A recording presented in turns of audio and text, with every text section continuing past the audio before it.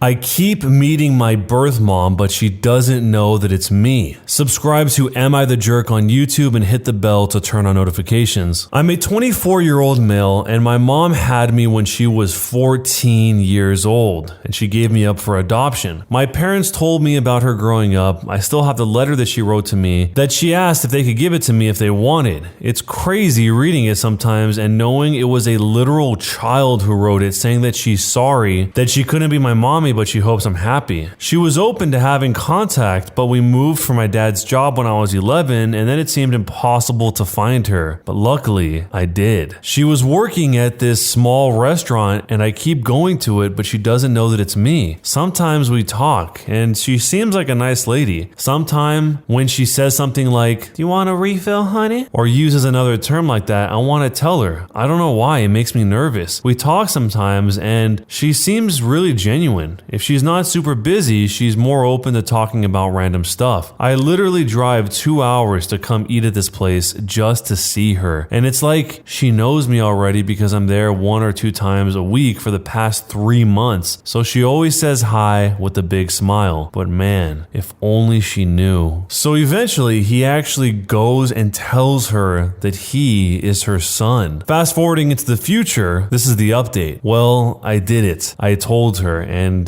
yeah, it was pretty heavy. My heart was even beating fast. I kept trying to think of how to tell her. Many of the comments in the last post mentioned writing her a letter, just how she wrote a letter for me. Originally, that was the plan, but for me, I felt like I needed to say it. Before I explain it, I want to say thanks for everyone that showed support, mostly to all of the birth parents out there who shared their stories with me. That's what really helped to push me to have the courage to confront her. It meant so much. So everything happened the day before yesterday. I did wait for her to be done with her shift, and that was when they were closing the restaurant already. I waited in the parking lot. We said hi when she saw me first, but then I told her there was something serious that she needed to know. First, I told her I was sorry for keeping it from her for this long. She didn't react at all until I actually pulled out the letter. And she started bawling from there, like screaming and crying at the same time, and didn't even have to finish the whole "I'm your son" speech. She just saw it and knew. It was crazy. The next thing I know, she's hugging me instantly, but then she pulled back and asked if it's okay to hug me. Of course it is, and we're just there hugging and crying in this parking lot. It hit her hard though. Her legs gave out for a second, so I actually had to help hold her up while she's still hugging me for a minute. What really got me was her saying to me, "Look how big you got." Also, hearing her cry made me cry too. She went back to open the restaurant up. She wouldn't take no for an answer. We had coffee, ate a slice of their pie inside, and talked. We talked about so much stuff. She told me that the second time I came to the restaurant, she got a feeling, but for her, it was hard to believe that it was me. So that feeling she had was pushed way down. She told me that for years after I was adopted, she saw kids that would be my age and used to think that they were me. Then she would be crying in public. It messed with her mind a lot and made her depressed, so she didn't want to do the same when she saw me getting her hopes up like that. She says I look so much like my biological dad when he was younger though. We talked about him too. They stayed in contact with each other in case I ever reached out to one of them, so it would be easier to contact the other. I didn't have any hope of finding my biological dad since he was never mentioned, so I'm glad they both planned for this future scenario. She told me about how they wanted to keep me, especially my biological dad. He didn't want me to be adopted, but he knew they had to because they were just kids. It took him a long time to get past it after I was born, she told me. That's why he didn't leave anything, because he didn't want to believe he might not see me again. We talked for hours till almost 2 o'clock in the morning. They closed at 11 p.m. She just wanted to know everything about me, but her main thing was, am I happy? Were my parents good to me? Did I have a happy childhood? And I did. I told her, thank you for helping to give me this life that I have. We both cried again. She cried the most. Everything was very emotional for her. Sometimes she would look really happy, but then get sad again. After my 18th birthday, she was hoping I would find her, and that's why she stayed in the same city. But since I didn't, she always thought that maybe I resented her. or that I wasn't told that I was adopted, or maybe had decided it was better not to have her around. It made me feel bad for not telling her sooner. She told me it's not my fault and I did right going at my own pace. Honestly, she's so sweet. The way she kept looking at me with the biggest smile, it made me emotional sometimes. It makes you think, how can someone who's been a total stranger your whole life look at you with so much love? It's wild. We learned so much about each other. She kept asking if we could have dinner soon to keep talking, and if at some point in the future, I'm interested to come over to her house and I can meet her husband. That all sounded really great. We exchanged phone numbers, and after I left, she sent a text telling me thank you for giving her this gift and that she didn't know if it would ever come. My girlfriend came over and she hugged me while I cried. I wasn't sad, by the way. These were happy tears. Everything went better than I expected. There was still emotionally heavy stuff, but I'm still glad that we got to open up to each other. So, where do you think I should go from here? The whole idea that there are people out there who don't even know you at all, but still love you just because you're you, is amazing, especially when you consider that there are people in your life that you've known since you were born, and they've known where you were your entire life and could not care less whether you were alive or not, let alone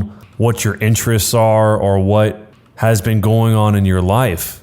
The birth mom in the story here had the baby so incredibly young, and the part that was really striking to me was when the OP mentioned the letter from the 14-year-old mom who said that she was sorry she couldn't be your mommy. It was really just one kid writing to another kid. It was also surprising to see the level of gratitude that the OP had when he told the birth mom how much he appreciated the fact that she gave him a good life by giving him to this family that has taken such good care of him and loved him for all of these years. Man, this one was very good. It was very uplifting. I hope the OP and the birth mother are able to keep each other in their lives for good. It sure sounds like that's what's going to happen. If any of you guys have ever read the Steve Jobs biography, there's something similar to this that happens in that book. It's been many years since I've read that, so this is not going to be 100% accurate, but more or less what I remember happening is once Steve Jobs becomes famous and successful, he ends up going to this restaurant that he really likes a lot. If you guys don't know, Steve Jobs was also adopted. He always goes to this particular restaurant, and eventually he reconnects with his sister, and his sister finds their biological dad. And the dad, when he's explaining his life to his sister, because he hasn't seen her in a long time, says, I have a restaurant now, and I even have Steve Jobs as one of my customers. Not knowing that the person that he was so proud to tell his newly found biological daughter that frequented his restaurant was his own son. I remember when I originally read that, it kind of blew my mind, but like I said, it's been years, so I'm sure I mixed up some details there. If any of you guys have read that book, feel free to add any additional information to the comments. I'm sure most of you guys know this by now, but remember, if you guys have stories of your own, you can always submit them via the bottom link of the YouTube description on Am I the Jerk. Not everything will make it into the video, but you never know. So if you were in this situation and you ended up finding your biological parents and they didn't know it was you, how would you handle it? What would you do? And what would you tell the OP to do? Let me know down below. Here's some backstory for this one. The OP runs a business to get police officers trained and certified for the local county. While trying to be friendly to a cop passing by, the OP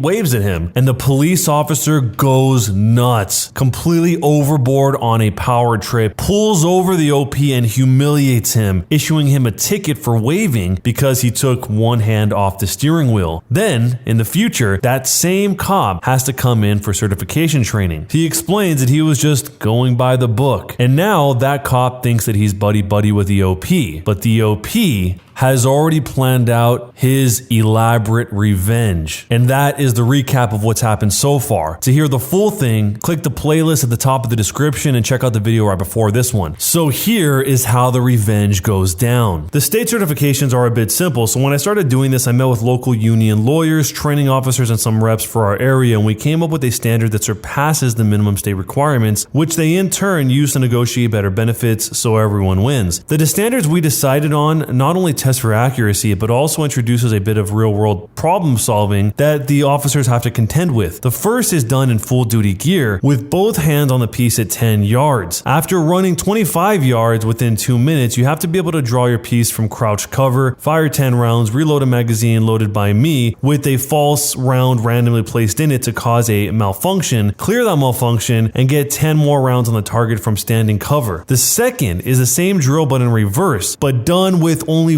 one hand on the piece, and in under 3 minutes. In both of these drills, 15 of the 20 shots must be within the number 8 ring of the target, and all rounds must hit the target. And the third is a dot torture drill that must be cleared at 90% within 10 minutes, and you have 3 attempts at it. It doesn't sound too tough if you're an avid shooter, but trust me, under pressure, with your job in the balance, it can be rough. See, the policy around here is that the county pays for your first test, and if an officer fails to recertify, then they either choose 2 weeks unpaid leave or sit at the office and do paperwork at a reduced pay for 2 weeks. Then they have to pay out of pocket to try again. Of course, it is encouraged that they come to me for help, but being that I am not a charity, some choose to practice on their own, which is fine. If they fail a second time, the sheriff can cut them loose without any issues from the union, and the officer has to wait 1 year to even be considered for rehire or relocate to a different area that doesn't have these standards, or the sheriff orders them to come to my training, and I work with them until we know they will pass. After that second failure, the officer's job lies entirely in the hands of their boss, being that these tests are a bit tasking for most shooters, and even though I log way more range time than any officer I know, it helps when you own the range, I can still occasionally fail the dot torture drill. I will show mercy for most of them if they seem like a decent person who's just out of practice or nervous, and not to be a jerk when it comes to scoring if they are close to a failing score. Counting line breaks as hits when I don't have to, forgetting to hit the stopwatch button if their cadence is just a second or two slow. I decided the moment he signs the papers that there would be no such mercy for this D-bag. I fully expected him to burn through ammo practicing at home after his last performance, and while I doubted anything was actually wrong with his sights, I wasn't willing to risk being wrong there when I had such a golden opportunity to do some true community service. I even bought a new set of digital calipers, deciding that if he was so much as 1/10 of an inch off on any shot placements at the line, I would mark them as a miss and prove that I was just going by the book. My mind was made up that since I couldn't get this guy off the force completely, I would go by the book and at least get him off of any of the people that were close around me, and he would have to perform like an absolute pro to avoid it. The day finally comes where he has to test, and he shows up wearing shorts and a tap-out t-shirt with only his piece and duty belt empty of everything else. No vest, no range bag, no radio, no eye or ear protection, no cuffs, OC spray or taser. Not a thing that he knew he was supposed to have. After pointing out these issues, he huffs and says, "Well, I brought everything that's important. Let's just get this over with."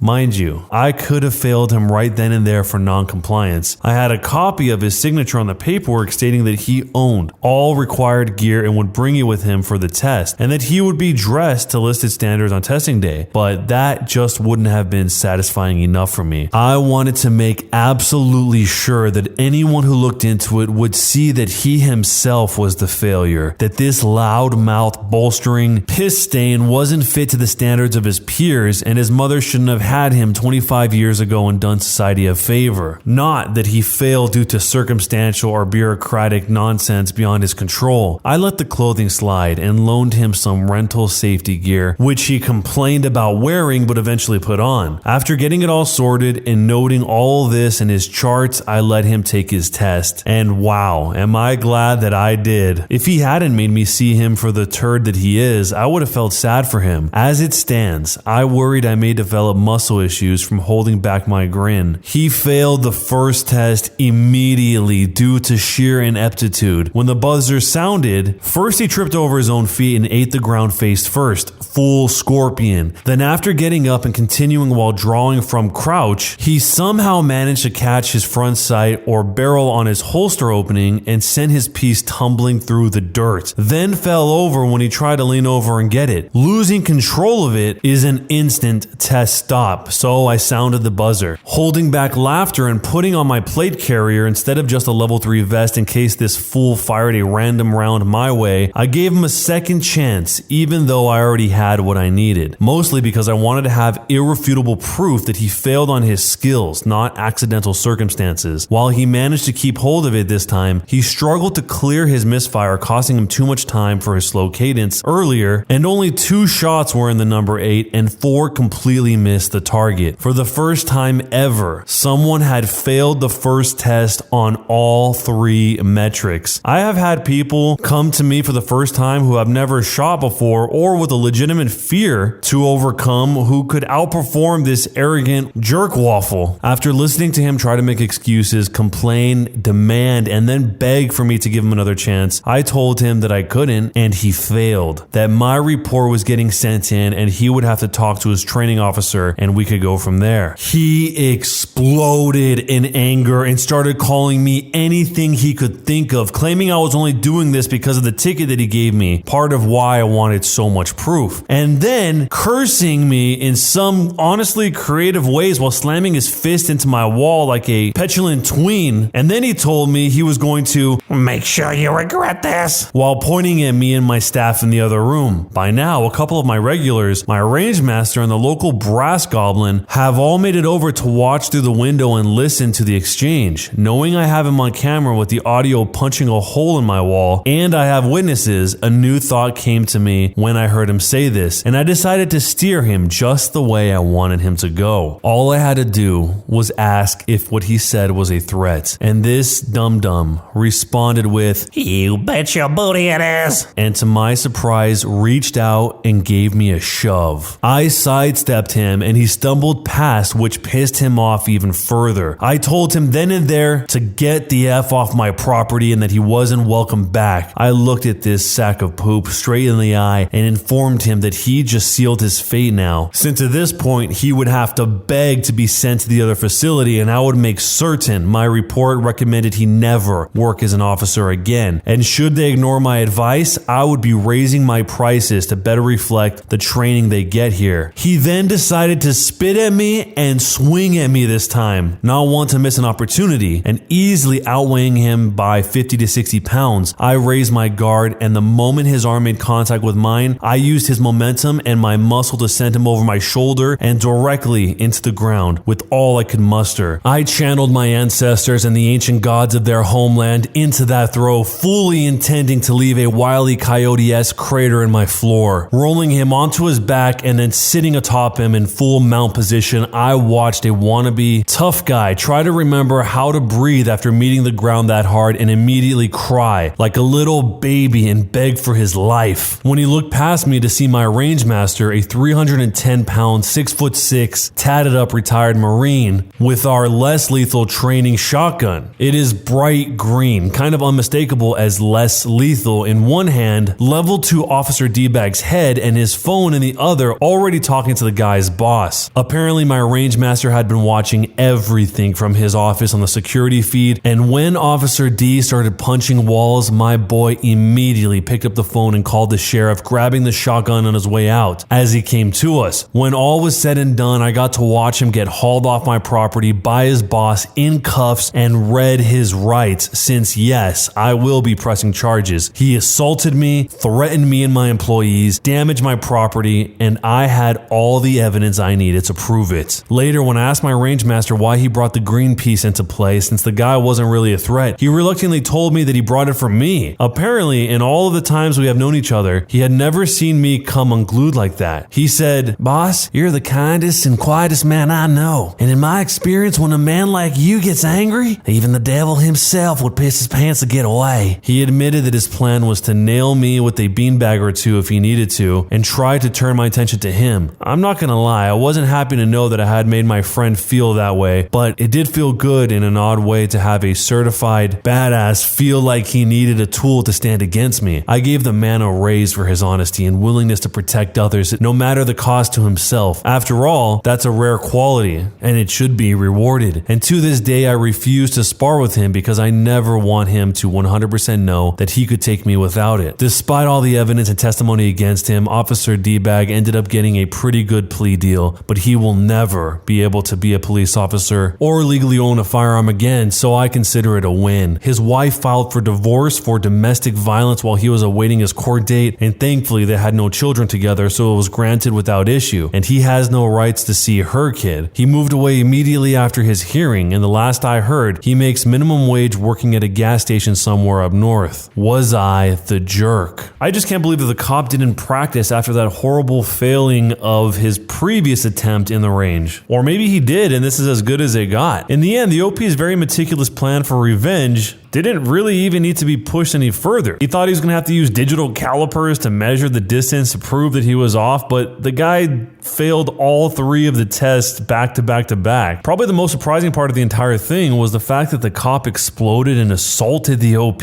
while knowing he was on camera. If he loses his temper in a situation like that, I can't even imagine how he would be out in the field. So let me know how you would have handled this situation. Was it too much? Was it too little? What would you have done? Let me know down below. When you subscribe, make sure to hit the bell to turn on notifications. To finish listening to all the stories in this series, use the playlist at the top of the description. And next time you live stream, use the cream of the crop music. Search for Cream of the Stream on Spotify or whatever music platform you use for copyright-free music to use for your stream. It's free. Cream of the Stream. Either way, thanks a lot for listening. I'll see you guys next time.